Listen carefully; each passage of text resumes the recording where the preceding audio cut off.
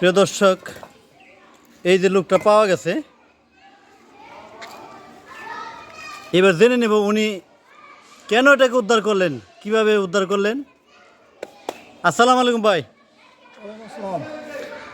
ভাই, এই কাঁঠালটার বিষয় নিয়ে আমি গত রাতে কিন্তু একটা পোস্ট করেছিলাম।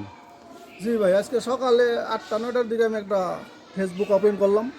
পরে আপনার একটা স্ট্যাটাস দেখলাম যে অমুক জায়গায় কাঁঠালটা খুব চাপের মধ্যে রয়েছে। আসলে এরাও তো একটা ফল, এদেরও বেড়ে ওঠার অধিকার আছে। হয়তো কাঁঠাল যদি অনেকে পছন্দ আজকাল করে না, বা অনেকেরই পছন্দ, আসলে আমি চাচ্ছিলাম এটাকে যাতে উন্মুক্ত করে দেওয়া যায়। এই জন্য কাঁঠালটাকে আমি আপনার পোস্ট দেখেই আর কি সবার আগে এগিয়ে আসলাম।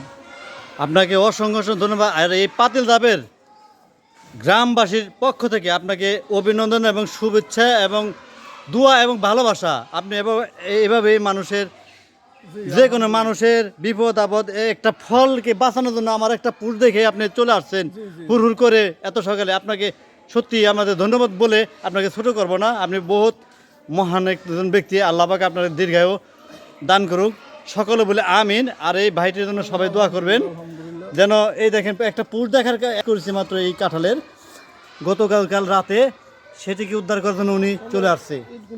খুব চাপার মধ্যে রয়েছিল, ভালো থাকবেন ভাই। বড় হয়ে পারতো না, যে কারণে আমি পোস্টটা দেখা খুব ভালো লাগলো। আপনাকে অনেক ধন্যবাদ। আর আপনার সোহেল রাজ পেজ সবাই ফলো করবেন, লাইক শেয়ার করবেন, সবাই পাশে থাকবেন ইনশাল্লাহ। সবাইকে আসসালামু আলাইকুম।